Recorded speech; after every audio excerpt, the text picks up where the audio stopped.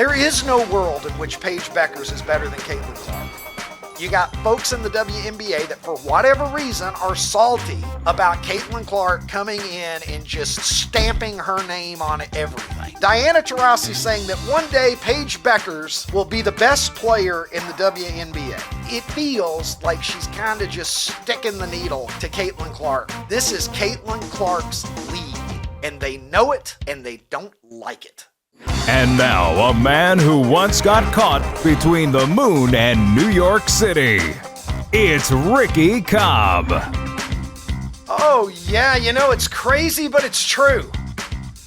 How you doing, you sweet bastards? It's a Thursday morning in Chicago. I'm Ricky Cobb, and this is the Ricky Cobb Show. Diana Taurasi.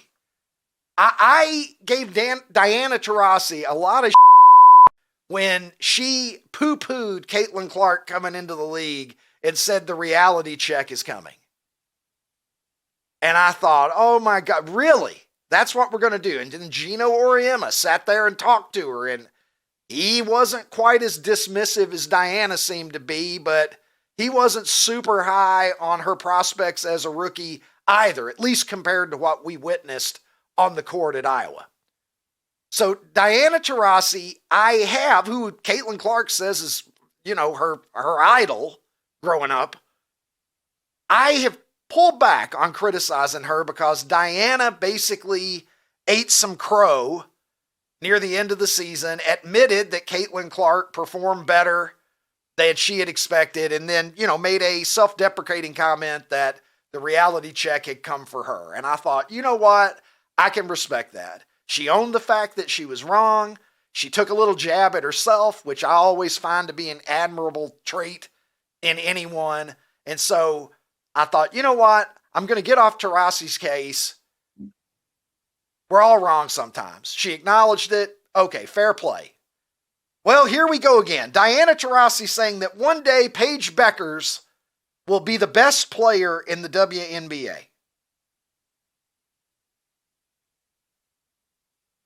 Has Paige Beckers won a WNBA game yet, by the way? Dallas was 0-4 the last time I checked. Yeah, no, they did. They won up in her home. One. Okay. Yeah, her homecoming in Connecticut, I believe. I'll double check that. Okay. If you'd watch pregame Paige shows, Beckers you'd know. has one on the board. Well, again, it's just a deal that I'm. Hey, Chanae Ogwumuke told me that Paige Beckers has a W on the board. Everybody, look.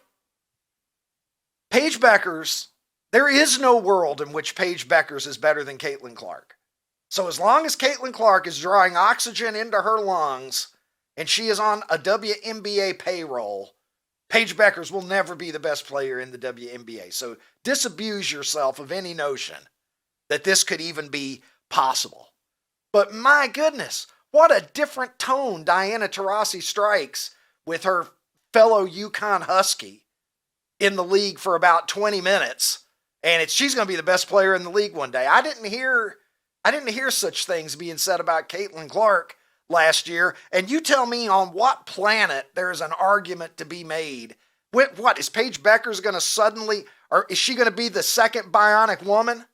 Do we have the technology to put a bunch of equipment in her so that she'll be better than Caitlin Clark? You tell me where this is going to come from. She gonna wake up one day and suddenly be better? It's not fucking happening. No fucking way. And I could make the statistical argument for you, but that would be boring. But Caitlin Clark led the NCAA in scoring and assists all 4 years. You live to be 150, and you'll never see another woman come along and lead the NWA. Hey, everybody, you should have seen Paige Beckers in NWA. She and Easy E were my two favorites. All right, I got to settle down here. All right, straight out of where? Straight out of something. Passion take. Well, look, straight out of bullshit. Straight out of case swords. Of Diana Taurasi. Look, I know that's your girl. I know that you come from the tradition, the greatest college women's program in history. I get all that. 12 rings for Gino. I understand there's a sisterhood there. There's a yah-yah sisterhood of the traveling pants here somewhere. But you're I want what you're smoking, Diana, if you really believe that, because I don't even think you can really believe it.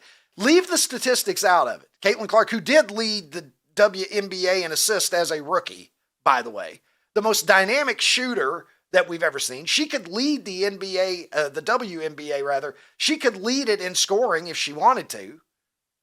If she made her priority coming out and leading the WNBA in scoring, believe me, she would. But the way that team is constructed, she is distributing.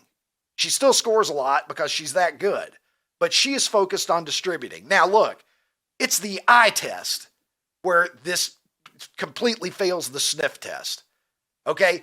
What do you think would have happened in a world where Caitlin Clark didn't exist? In a world where there is no Caitlin Clark, do you think that there would have been Paige Becker's mania? Does anybody really believe that? Does anybody think that? Let me go to one of Connecticut's favorite sons here. Producer Tim. Tim, Connecticut's your territory, motherfucker. And I know you like Paige Becker's, and I do too. I'm a fan. I think she's going to be a star. I'm a fan as well. I'm a fan. What are we talking about here? No way. She doesn't separate. She doesn't get open. She's got to work for every hoop. She certainly doesn't have the shooting range of Caitlin. Caitlin's efficient, effortless, sort of next dimension. Love Paige. Don't forget, couple knee injuries, not the player at all. Love Diana, see what she's doing, just not happening. Bullshit. I'm glad you're calling bullshit on this one. And yes, she did get her first win, signature win up in UConn territory. But man, the Husky homer here is not buying that bullshit. Yeah, I mean, come on. It's insulting. And nobody knows the women's game better, on paper at least, than Diana Taurasi. And it feels like, to me, and again, look, I have no reason to believe that Diana Taurasi, has anything against Caitlin Clark. It would be a shame if she did. But it feels like she's kind of just sticking the needle to Caitlin Clark with that comment. Because it is just fucking disrespectful, is what it is. Paige Becker's better than Caitlin Clark. Hey, listen, I heard a guy say a long time ago, judging a boxing match isn't that hard. Most of the time, you could set a 6-year-old down in front of the TV, and when the fight is over, assuming that it goes to a decision, you could just ask the 6-year-old, hey, which guy beat up the other guy? And probably 9 times out of 10, a little kid would actually get that right. This is a lot like that. Set down anybody who has never seen Caitlin Clark or Paige Becker's and let them both watch the best highlight reel you can come up with for each one of these women, and then say, hey, which one of those two players is better? And almost everybody is going to conclude that it's Caitlin Clark because it's just that fucking obvious, and the viewership bears it out as well. Take a look at this. Caitlin Clark, the WNBA, get her back. I hope that the Indiana Fever has the best trainers, because every day that she's out, there is money that is leaking out of the league. Take a look at this.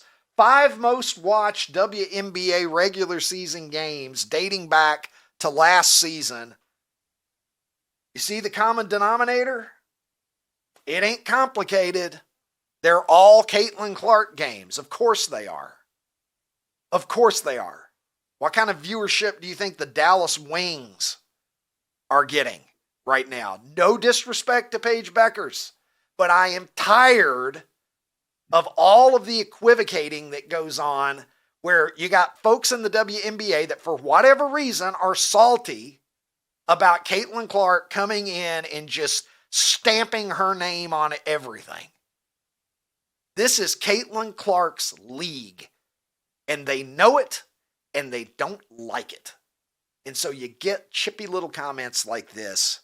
Diana, I'm gonna hold you to that one. We're gonna remember this one. This is gonna go in the freezing cold takes files, and we'll come back to it later, I'm sure. First game that the Indiana Fever have ever played without Caitlin Clark in uniform occurred last night in Baltimore, where the Indiana Fever lost 83-77 to the Washington Mystics. It was played in Baltimore because the Mystics, like every other enterprising WNBA team, has figured out we got to get into a bigger arena when Caitlin Clark comes to town. Their normal arena, I think, holds single-digit thousand people. They moved to a big boy arena and didn't quite fill it with Caitlin Clark out of the lineup, but still a lot more folks in attendance just to see Caitlin Clark in street clothes. And she was there. And I think one of the things that speaks so well to her as the face of the league is, what did she do last night? She went out and signed autographs for about 10 minutes for all of her fans, which you got to love to see that. There she is. Everywhere she goes, it's Beatlemania. And so I'm sure a lot of those fans, certainly the kids that are getting autographs right there, they had a good night, even though they didn't get to see their hero suit up and play. Obviously, the story that we continue to monitor in the WNBA right now is the fallout of the alleged hate incident that occurred at Gainbridge Fieldhouse in Indianapolis back on May the 17th, when the Fever played the Sky to open the 2025 WNBA season. As we have covered, allegations on social media that hateful comments were directed towards Angel Reese during that game, and the WNBA just announcing 2 days ago that they were not able to substantiate any of those allegations. There is simply no evidence that they have found that would indicate that the hateful comments actually happened. And so some people are walking back comments that they made in the wake of that incident. And among them is ESPN's Chiney Ogwumike. Why couldn't her name have been Jane Smith? That would have been so much simpler for me. But she's a former WNBA player and an ESPN analyst. And on her podcast, just a few days after the Angel Reese, Caitlin Clark showdown that turned into more soap opera, she had this to say. Again, I believe this was about 3 days after the allegations became public. Comes growing pains. I don't want to live in a WNBA where I believe all fans are bad, or most fans are bad, or certain fans of certain teams are bad. I can't live in a WNBA like that. But still, you have to understand that there's some language from maybe a few bad actors that were caught up in microphones or by the ears of players that were out of bounds, which caused the WNBA to make an investigation. All right. Well, she's spitballing there, and I know for a fact that she would like to have those words back, because we're going to get to that in a moment. But she can't live in a world where she thinks badly of WNBA fans. Here's the thing. There's no reason to believe these things about WNBA fans. What evidence do we have, period, that WNBA fans have been engaging in hateful behavior during games? Where is any of the evidence of that since the entire Caitlin Clark WNBA era began a year ago? We just don't have it. As I said yesterday on this show, there are some people that are just idiots. And they're going to say idiotic things, and they're going to be going to WNBA games. They're going to be going to Major League Baseball games. They're going to be going to NHL games. They're going to be going to sporting events all over the country. They're going to be going to their fucking kids' games and yelling dumb shit from the crowd at fucking junior high students. Because some people are idiots. But this idea, this narrative that has taken hold, that somehow a wide segment of the WNBA fandom is hateful, toxic, whatever the words are that they want to throw around, is absolutely unfounded and ridiculous. Is a very small percentage of the WNBA fan base fucking stupid? Well, yes, based on the sample size of the planet Earth and what we see in people when we go out and we live our lives and we go to the grocery store and we do what we need to do to get through our day. Yeah, there's a small percentage of people that are fucking idiots. But that's everywhere. And so this idea that the WNBA fans are somehow worse, somehow they're a problem, I'm not buying it. Now, to Chiney Ogwumike's credit, she did address her comments after the league announced that they found nothing. And Let's go to that and hear what she had to say just recently. Hey everybody, I'm sure you've seen the WNBA statement on the investigation, and I want to address this with the same energy I did the first time, because if you really know me, I always try my absolute best to uplift the WNBA, to celebrate the amazing players, the coaches, and of course the fans. That is something that is at the core of everything that I do. But if you know me, you know I'm not afraid to say I can do better. I am sorry that my message was in the heat of the moment, because when I initially spoke on the topic, it really came from a place of care. It was based on firsthand conversations with people very close to the situation who raised real concerns, and they told me what they had experienced. And I felt like it was important and it was necessary to acknowledge those allegations and also voice those experiences. Now, in the process, however, I totally recognize that it may have impacted fans in a way that I did not intend, and I am sorry. I'm also happy that the WNBA treated the matter with the utmost seriousness, followed through with the investigation. All right, let's cut this off. I've had enough of this. Voice those experiences. When people start saying things like voice those experiences and uplift and whatever, I start to fucking tune out. You work in the media. Your job is not to jump out to conclusions before facts have come in. And if she is intimating in that apology that players involved in the situation talk to her, because that's what it sounds like. It's how she's making it sound. I don't know if that's really what she means or not. I doubt it. But if players involved in that game, if Chicago Sky players had things to say about it to her, well, then they need to be speaking publicly about that. And they haven't.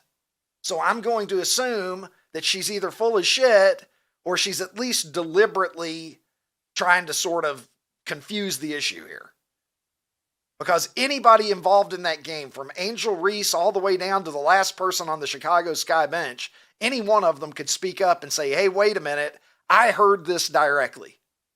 The league says that it didn't happen. I heard it with my own ears. You may not have footage of it or tape of it, but I assure you that it happened, or at least that's what I believe that I heard. Nobody has done that. So to me, the apology, points for trying to take responsibility, I guess, but I don't know that I'm feeling a ton of authenticity there.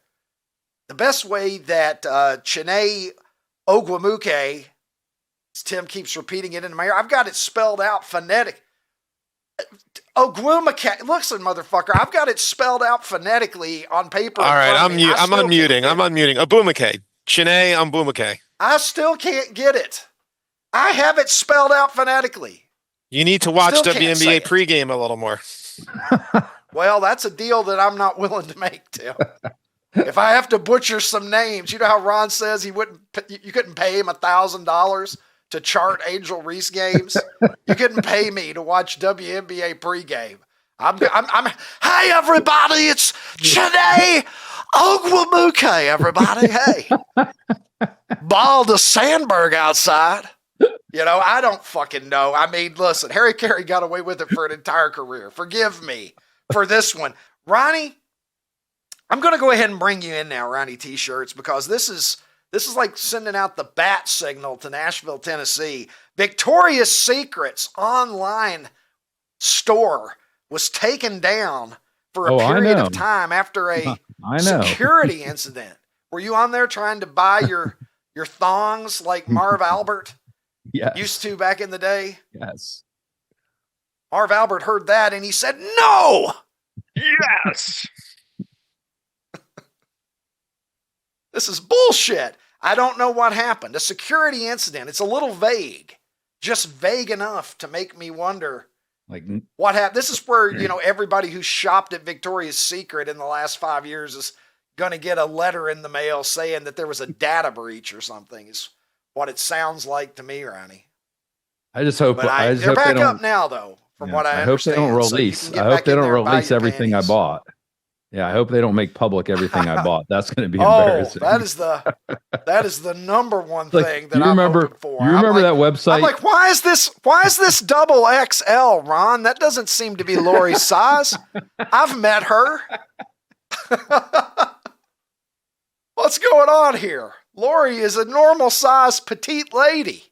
I don't believe she would be wearing 2X, but I know somebody who might. It's like, it's like, you remember that website, Ashley Madison, and they had that data breach and people were just freaking out because that's the like, all-time data breach that you never would have wanted. That was like where married people go to cheat with cost other people their unhappy jobs. married people. Cost people their jobs. Yeah, that one kid from the Duggars got exposed in that. You know, the one, he's in prison now for being a child molester or something.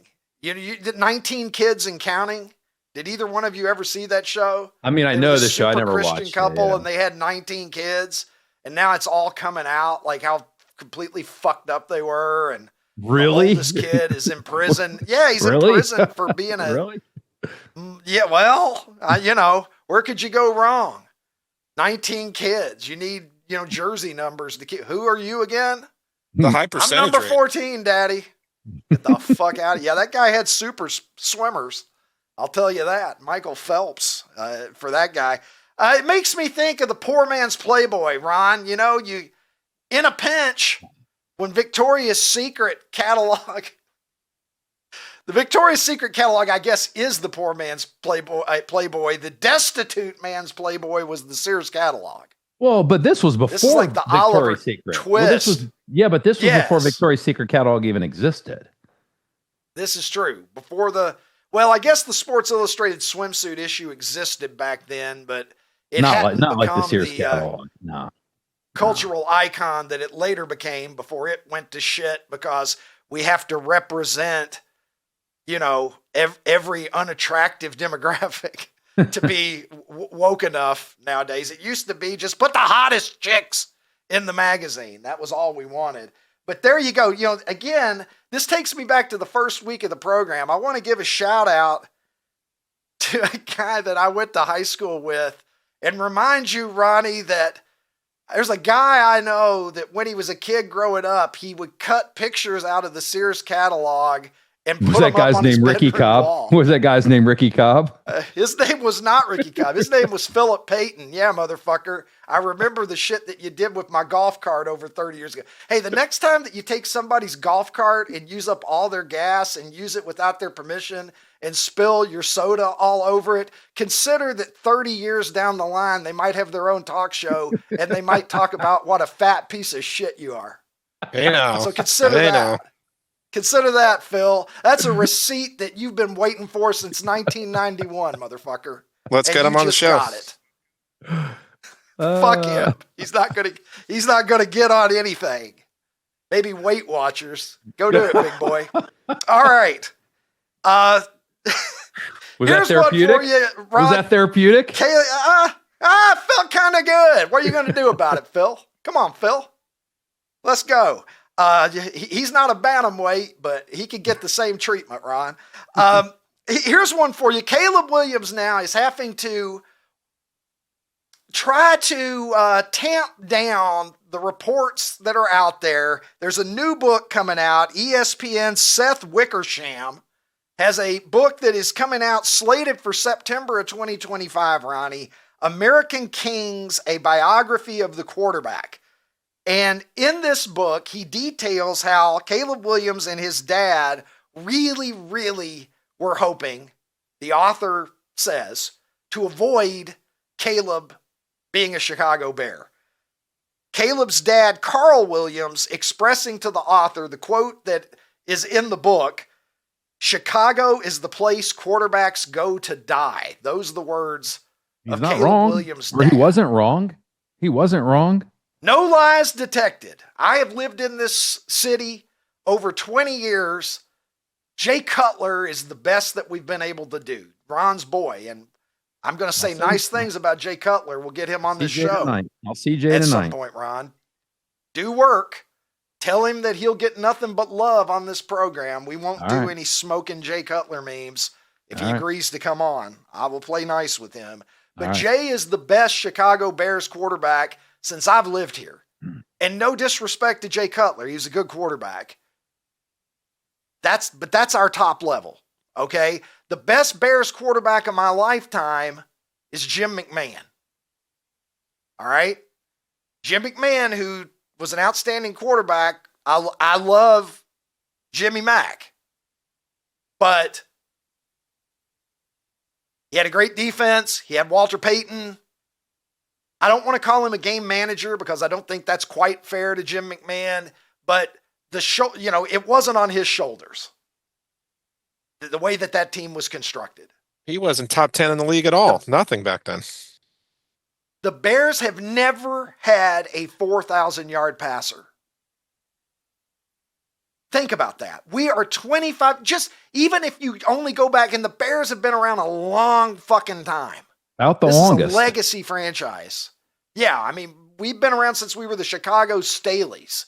There's a reason that our mascot is named Staley. All right, we're going back to Red Grange and shit, leather heads, all of that.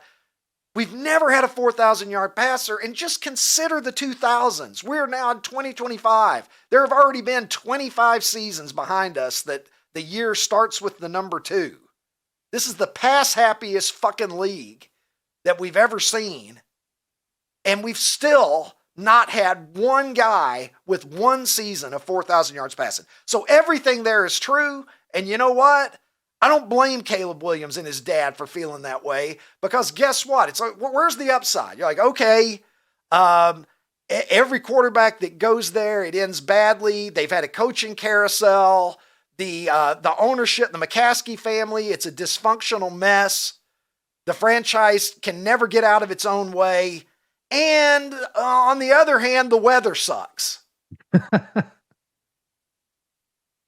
Why would you want to come here? I mean, we do have a fine array of meats and things like that here. If you're into that, look, the food is good. I'm not going to lie to you, but I can understand why he didn't want to come here. But now, of course, because he is the face of the team, he has to act like he's happy to be here. Now, I hope he is happy to be here now. He's got a real coach.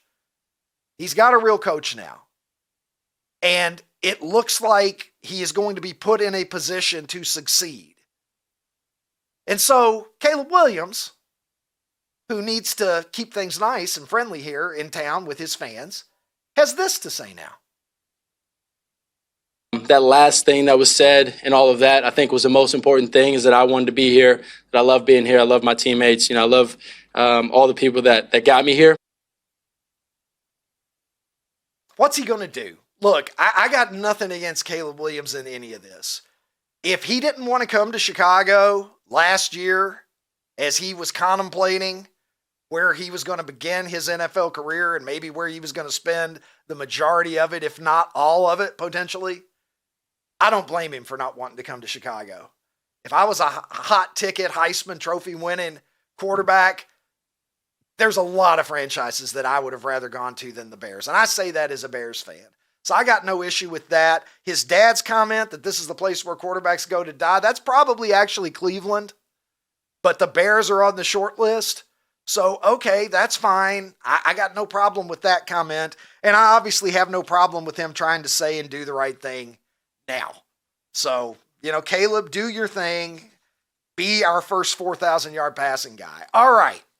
Ron, here's one for you. You love the movie, what was it? A League of Their Own. Remember that movie, Ron? Tom Hanks, Gina Davis. Yeah. The story of women's baseball during World War II and the All-American. In Illinois, right? It was a city in Illinois, right? Girls, yeah. Illinois, Wisconsin had teams. Well, there's no crying in baseball is the thing. That's the most important lesson that I took away from that. If there's anything that any of us remember from that movie, it's Tom Hanks saying there's no crying in baseball. Well, don't tell Davis it to Miami Marlins infielder Ronnie Simon, Ron, because Ronnie Simon, bless his heart, he committed 3 errors in 4 innings 2 nights ago against the San Diego Padres and got pulled from the game after making his 3rd error in the 4th inning. And he had a 4th error. It could have been 4, but one of his errors was later overturned to a single. He went to tears on the field and was removed from the game. How do you feel? How do you feel about it? I feel like he's brought shame to the name Ronnie. I feel like that was his biggest error, was cry. Don't cry about it. And then Fernando Tatis Jr. was quoted during the game and said, "What are you going to do? Cry about it? You going to have some Don't French cry fries from and some me, wine again?" Ronnie t-shirts. No, Fernando Tatis did not say. Oh my God! If this is going to pop If you up, want to talk about somebody who had a right to some tears, it's that man. But no, do you see tears streaming down his cheeks? No, you see a smile on his face because he gets up every morning and he's He's grateful for the 1 inch of penis that he has, and he takes that attitude with him everywhere. He inspires people. Leanest. He's a joy, is what that man is, and I think Ronnie Simon could learn a little something from Ronnie Micropenis. I just hope that thing I hope that just pops up just indiscriminately every once in a while, just for no reason. Like, I don't want it to die. Well, your dreams are going to come true, Ron. I can pretty much assure you. I mean, would this be better? I'm not even slightly tired of it yet. Would this be better for you if this bothered me? Because it doesn't bother me, and I don't know, like, if it would be better for you if it bothered me. Because it just doesn't bother me. I haven't considered it. I think I like it fine just the way that it is, Rod. I'm happy. I'm happy with it. Aaron Judge can't be happy with the fact that he got intentionally walked in back-to-back innings last night and had a little bit of fun with it, though. He tipped his cap to Angels manager Ron Washington after the second intentional pass, and Wash got a kick out of it here. Take a little look here. Look at that. Tip of the cap to Ron Washington, who busts up over in the dugout. I don't know why they don't walk this motherfucker even more often. How many intentional walks does he have so far this year, guys? Somebody tell me. Barry Bonds got intentionally walked 120 times one year. That is the record by far. And Aaron Judge is not getting walked at even, a small fraction. Less than 15. We'll check. He went a whole stretch there, and they weren't walking him, even though he was hitting well over 400. He's sub 400 now, though. The first newsletter will drop inside of folks who subscribe for your newsletter. Make that 11 minutes. Good stuff. Can I sign up? Where can I sign up for that, Tim? Son. OutKick/newsletter, not / OutKick/newsletter. We've got a little lower third we could fire. And Ricky, if you're good with it, we can give a little sneak peek here. Got a little screen record of what's going on here. There's how you sign up. Yeah. Newsletters. I'm going to do it right now. I'm going to do it right now. I see. Yeah. And I'll be tweeting the link out over at Super 70 Sports so that everybody gets to see this. But yeah. Love the logo. Love the logo. I love the logo as well. Fine work done there on that by everybody. Is that a 60 or a 90-minute cassette? It's a good question. Is it Memorex? I don't know. Probably gold. Did you ever pay for the gold? Probably a 60. Tim, is it newsletter or newsletters? Let's fire the lower again. I believe it's newsletters. We can fire the lower again here over it. Because I don't want to give bad. I believe it's plural as well. I believe it is plural. So we got a lot of fun stuff in here. We're going to have the margarita mailbag. I found it. All right, this is gonna, Tim, I'm signing up on air right now. I'm signing up on air right now. I mean, every 2 weeks, rather, not every 2 months.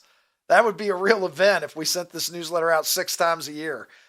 Every 2 weeks, in your inbox. Obviously, it's free, and we're just going to have some fun shit for you that you can't get anywhere else. Some of it will pertain to Super 70 Sports. Some of it's going to pertain to this show. Some of it is going to be just the conversations that we're going to have at the Cool Kids table in this newsletter. So you're Ricky, I love the two things here. Email for this as well, where you can reach out. If I may talk over you, sorry about that. Sorry, bud. Please go ahead, champ. I love the two things you got here coming up is on the screen record. Well, give me 5. We're going to do one potentially later here. But, sending in pictures to have you caption a tweet, I think is pretty cool. We're going to see here Super 70s yourself. If you want to explain that one, and the margarita mailbag is fantastic. Yeah, there's a photo of me when I was a kid here in the first newsletter to get the ball rolling. But yeah, people are going to be able to send in their own childhood photos and essentially get the Super 70 Sports treatment on their own moments. So that's going to be fun. That's something that people have asked me to do before. This gives us a good opportunity, a good place to do that.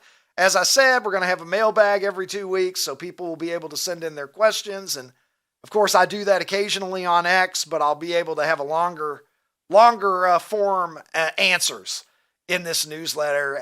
Gimme fives, my thoughts on the goings on in the world and the goings on from our childhoods as well. So yeah, it's a new thing here in the Ricky Cobb ecosystem. Expos and I'm very Reds, excited man. about it. Who's tougher Yeah, than look at you that right shit. there, bro? That's incredible. Look at that. I rolled up in my Expos helmet. They weren't even playing the Expos. That's how real I was. That's the second Major League game that I ever went to. Reds against the Los Angeles Dodgers, July 1981, Riverfront Stadium, Cincinnati, right there. And I'm wearing the George Foster jersey, and I still Nice. have that. Oh, somewhere. love it. Yeah, You got to get him to sign it. We got to it send is- it to him and get him to sign it. One of the things that has survived my childhood. So many things happen. I still have that Expos helmet, by the way, also. Is your mom So, wearing a soccer shirt? There you go. I think my mom may be wearing a soccer shirt for reasons that I don't understand. I wish I still had those wristbands. You can't see it there because of the way that we have it cropped, but I'm wearing a sweet pair of wristbands as well. And also, if you'll notice, I'm going cap under helmet, which I always have considered to be the baller move. Al And you got Oliver that used to sweet- do that. George Hendrick used to do that. You got that You don't see sweet it bowl very much haircut too. anymore. You got that nice bowl haircut. Yeah. I got the Pete Rose haircut there that my mom gave me while she was probably wearing her soccer shirt. That is Mian. This is what I called my maternal grandmother. That's her there on the left. Full she photo was in a the great newsletter. woman as Full well. photo in the first newsletter. Dropping in Anyway, about 7 minutes. It's all there. It's all there. And who knows? We might even throw in a photo of Ronnie wearing his Victoria's Secret once in a while just to keep you honest. If you like what you saw on today's show, head over to outkick.com/newsletters and sign up for Ricky Cobb's Rewind. We're going to have great stuff coming to you every 2 weeks via email. It's absolutely free, and you can stay on top of everything that we're doing on the program.